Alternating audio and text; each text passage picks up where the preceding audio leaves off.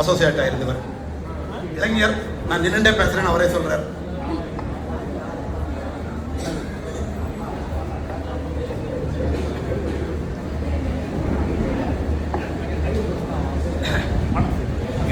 கூடியிருக்க எல்லோருக்கும் வணக்கம்.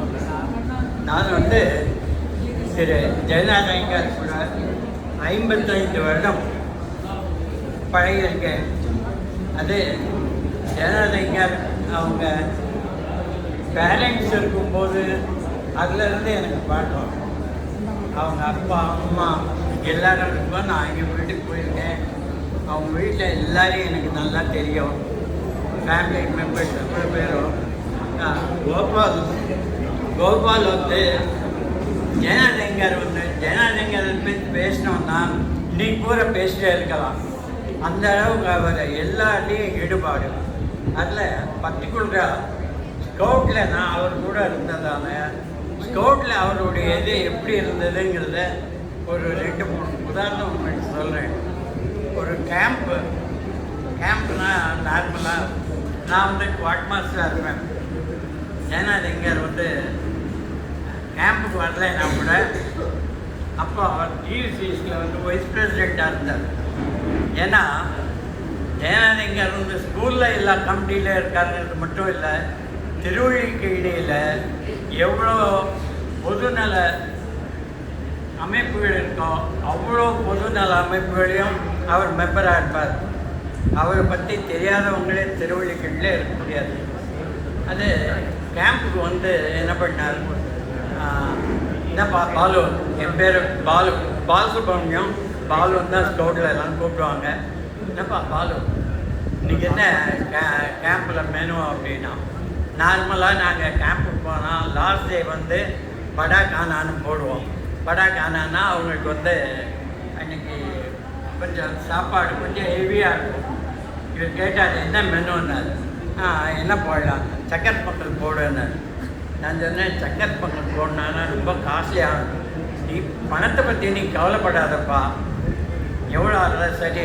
உடனே அங்கேருந்து வண்டி வச்சுட்டு நாங்கள் ஆவடிக்கு போய் கேம்ப் நடக்கலால் இந்த கேம்ப் நடக்கிறது, ஆவடிக்கு போய் 1 கிலோ வெண்ணெய் வாங்கிட்டு சக்கரை பொங்கல் பண்ண சொல்லி வெண்ணெய் காய்ச்சி நெய் போடணும்ப்பா, சக்கரை பொங்கல் நெய் இல்லாமல் சாப்பிட முடியாது அப்படின்னு பசங்களுக்கு அது மாதிரி கொடுத்து பழக்கம் பண்ணார். இன்னொன்று 1972 நாங்கள் இண்டோர் ஸ்கூலில் ஒரு டென் ஒன்று கட்டினோம். அது இப்போ அந்த டென் இல்லை. அது அப்புறம் ஏதோ இந்த இதுக்கு மிட் டே மீல்ஸுக்கு போச்சு. அதுக்கப்புறம் இந்த டென்னை எடுத்து அந்த இடம் கம்ப்ளீட்டாக காலி பண்ணி கிரவுண்ட் பண்ணி அந்த டென்னுக்கு SV Chittibabu director of school education அவர் தான் சீஃப் கெஸ்டாக இருந்தார். April 1 அந்த ஃபங்க்ஷன். நாங்கள் நைட்டெல்லாம் வேலை பண்ணிகிட்ருக்கோம். ஏன்னா நெக்ஸ்ட் டே இதுக்கு வேண்டிய மாடல் இதெல்லாம் நாங்கள் ரெடி பண்ணிட்டு இருந்தோம். இவர் வந்தார், என்னப்பா பசங்க டயர்டாக இருக்காங்க, எங்கேயாவது டீ சொல்லி வரவழைக்கணும்னா. சார் மணி 11 ஆச்சு, டீ கடையெல்லாம் மூடியிருப்பாங்க. எங்கேயோ போனார், 2 பேரை கூப்பிட்டு டீ கப்பில் வச்சு கொண்டு வந்துட்டார். என்னென்னு கேட்டால் கடை மூட போனால் இந்த மாதிரி ஸ்டோருக்கு வேலை பண்ணுறாங்க, அவங்களுக்கு டீ வேணும்னு சொன்னேன் அப்படின்னு டீ கொண்டு வந்து அங்கே இருந்த 15 பேர் ஸ்டோர்ஸ் இருந்தாங்க, அவ்வளோ பேருக்கும் டீ கொடுத்தாரு. அதே மாதிரி வேறு எங்கே கேம்ப் போனாலும் அவர் இது மாதிரி எல்லாத்துக்கும் இது பண்ணுவார். ரொம்ப அவரை மறக்கவே முடியாது.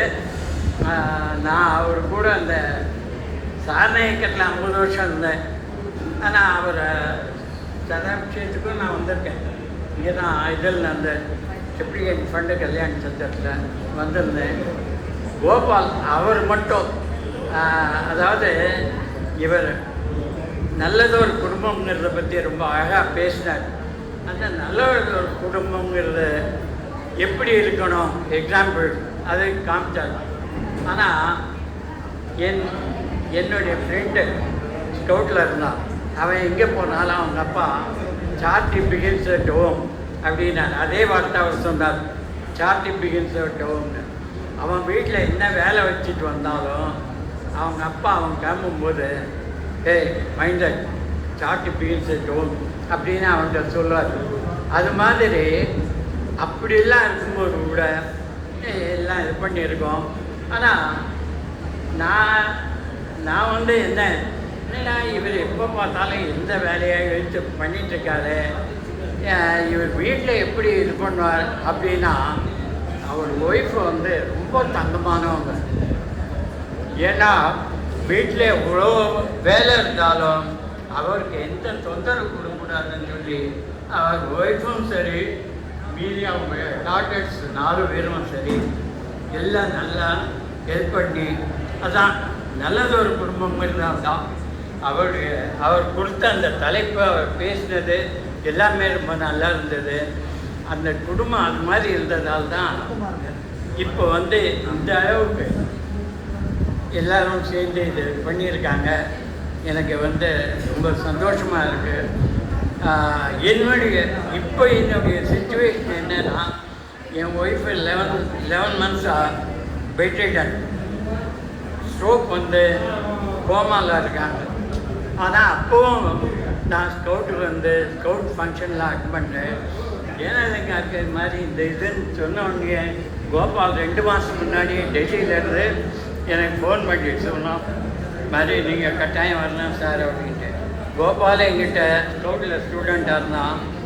ஏன்னா எனக்கு அது பையன் ஸ்ரீதர், நான் கப்பாஸாக இருக்கும்போது ஸ்ரீதர் வந்து கப்பில் இருந்து டிஸ்ட்ரிக்ட் காம்படிஷனில் போய் ப்ரைஸ் எல்லாம் வாங்கிட்டு மெடலோட இன்னும் எங்கிட்ட அந்த ஃபோட்டோ இருக்குது. நான் எங்கள் மீன் சீனிவாசன் ஒருத்தர், அவங்க 3 பேர் கூட ஸ்ரீதர் உட்காந்துருக்கான், இப்படி ஃபோட்டோ இருக்கு. அது மாதிரி அவ்வளோ வருஷம் எங்கிட்ட பார்ப்போம். அதனால் எனக்கு எந்த மாதிரி நிலைமை இருந்தாலும் இன்றைக்கி வந்து இந்த ஃபங்க்ஷன் ஃபுல்லாக அட்டன் பண்ணணும்னு சொல்லி நான் வந்து அங்கே வந்திருக்கேன். கோபால் நீ சொன்னேன், கோபால் நேற்று 2 ஃபோன் பண்ணோம், முந்தா நாள் ஒரு ஃபோன் பண்ணோம். நான் சொன்னேன் கட்டாயம் வரேன், 4 மணிக்கு வரேன்னு. ஆனால் நான் 4:15 ஆயிருக்கு, கொஞ்சம் லேட்டாக இருக்குது. நான் முகப்பேரில் இருக்கேன், முகப்பேர்லேருந்து வந்தேங்க தான். இது மாதிரி அவரை பற்றி பேசணுன்னா எவ்வளோ பேசலாம், ஆனால் இன்னும் பல பேர் பேச இருக்கிறதால நான் இதோட செக் பண்ணி முடிச்சுக்கிறேன். ரொம்ப நன்றி.